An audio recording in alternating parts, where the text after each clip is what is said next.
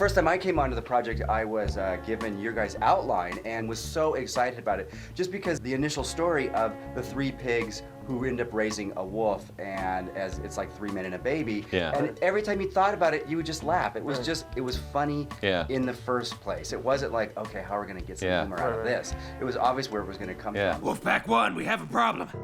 Negative on Brick House. I'm going off plan. Heading down the chimney. What the heck is he doing? Abort, not the chimney. Abort now. So, I mean, you know, supporting the idea that this is a fairy tale town. We had our little sections. The 3 pigs lived in Pigville. And which we all considered sort of like Glendale, sort of like, you know, a nice, you know, conservative part of town. Right? Nothing bad ever happened. Right, and then the wolves, they lived in the Big Wood, which is sort of like downtown, and sort of a little bit as sketchy part of town where I live. We even tried to create the whole series with a feeling of the West Coast. And we even got to do the classic story in the first. How many minutes does it take before he's gone down the chimney? 7 minutes. Little pig, let me come in. Not by the hair of my chinny chin chin, dude.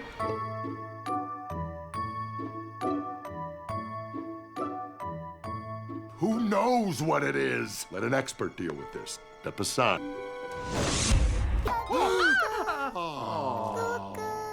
It's a baby. The family aspect of it seemed pretty easy because they're a family of pigs.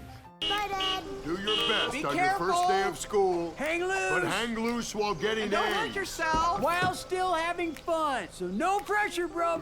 There is a great scene where they're eating and they've got Oh, stuff right. all over them, and they're talking about how they're worried about Lucky, and yet they're these messy pigs. And I think it's such a funny scene that they're concerned about their son, but they have all this food all over their face. Where are you going? Out. Who are you going with? Friends. When are you coming back? Later. You're having pigs do human stuff. Right. And so you can always make references to, come on, we're pigs. Sorry we're late. Our other client is a total pig. Yeah, nothing personal. Hey, it's all good, bro. We even had to fool Lucky because there was also that big idea of, well, if the wolves want to get the pigs, and we all know the wolves want to eat the pigs. Yeah. But Lucky, if he was told that, no matter how mad he is at his parents, he's not going to say, oh yeah, it's okay for me if they eat my parents. We're throwing your dads a party. Right, a party. Big party. We'll all be there. I'll be there.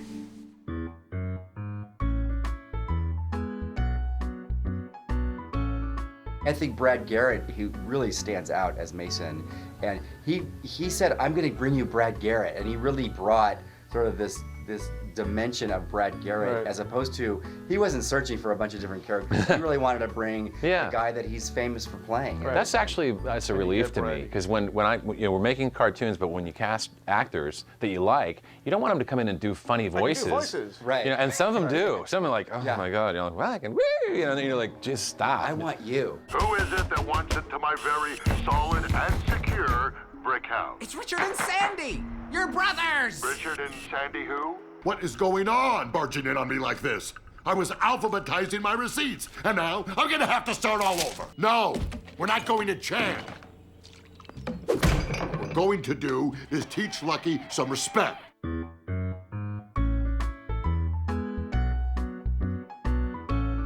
I was so happy about Steve Zahn. He's just so... He's great too, You know, we talked about him early on. Just as he's sort of he's like my surfer dude archetype. We're just the kind of like, hey man, you know, what's going on? Dude, you should really bank the sticks like teepee style against the back.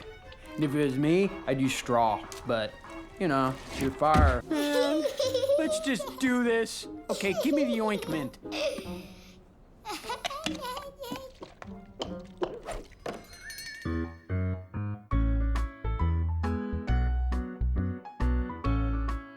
John Cryer also just brought, I think, was the person who stayed in the recording session the longest, because he was really, really trying to find a character that was a little bit like the character that he plays on 2.5 Men, and trying to sort of play off a little bit of that character, but then bring something new to it too. And he was hilarious, and we were constantly making jokes. I mean, just that session was just hilarious. I specifically told you, my contractor, that I wanted the walls painted biscuit.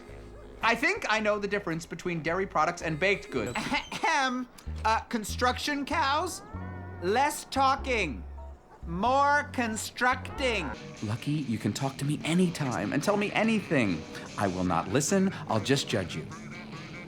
No, wait, that's wrong. That's wrong. The other way around.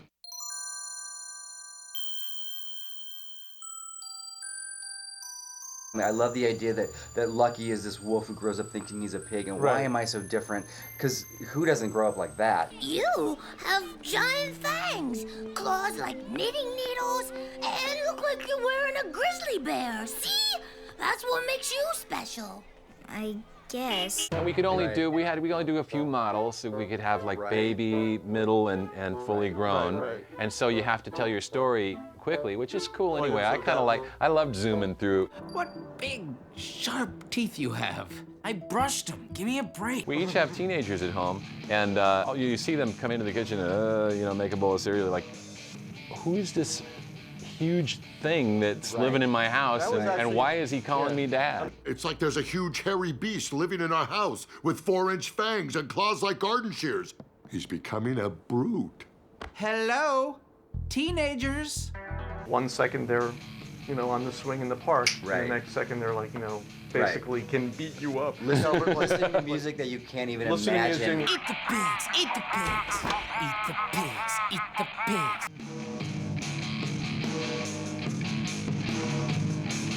Hey, I know a place we can chill. My uncle's pad. You in? I don't know. He's got food. Well, let's go. We're gonna bring him into a room, and we're all gonna be his pals, and we're gonna make him feel comfortable, and then we're gonna show him a little movie, and then we're gonna, and sing a little, you know, and then it turns into a song. You ain't no wolf for just one thing. If you wanna be a wolf, you gotta have fangs. Fangs, fangs, fangs, fangs, fangs, fangs. Does he or does he not eat pork? Remember? They give him a pork chop. Yeah, right. There's a pork. Yeah, he used to have a pork chop that he actually The wolves gave him, right. And then he gets the pork chop, and it's like he's, you know, drinking the Kool-Aid. Right. All that stuff was meant to be like, you know, Manchurian Candidate. I see what you mean. It's more than a hunch. You like pork? I could eat it every day for lunch. And after dark, you feel the need to. It went all the way to animatic. First animatic. And then Lisa says to me, "Oh my God, we can't have him eating pork." I'm like, "Why not? It's great. It's hilarious. Yum, I love pork. Now I want to eat my parents." Yeah. Dude, you're back. We were out of our minds. We were so worried. Now that I think that sequence is really funny, the way it turned out, where you just see these like gruesome Yeah. pictures of meat. Meat cuts are hilarious. Meat cuts are funny. It is funny. Showing a pork and all of his parts on a little chart is funny. It's grisly but funny. By the time the night's over, he's gonna realize he's a wolf, and that's gonna be like a huge load off for him. Like, oh my God, I'm a wolf. That's what's been bugging me. That's why I've been going crazy. I'm a wolf.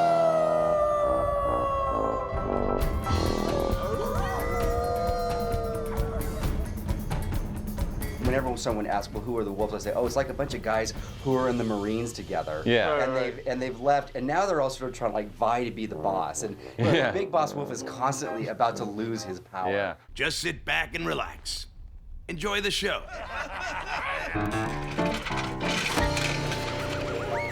Shut it down! I will never abort this mission nor shut it down!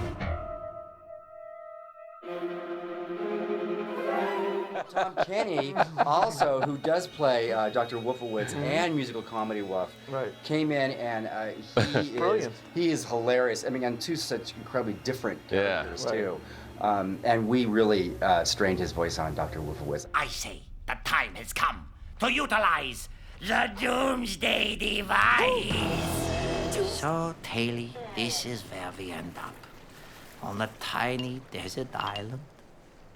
A tiny desert island that I shall rule!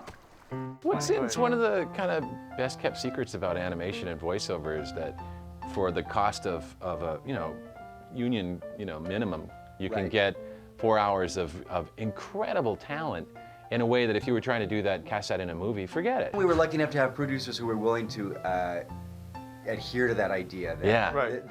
That's what you want to do? Great, go for it. Tony and Lisa and Prana and the Weinstein Company really giving us a lot of just go for it. You guys believe in this? Go for this.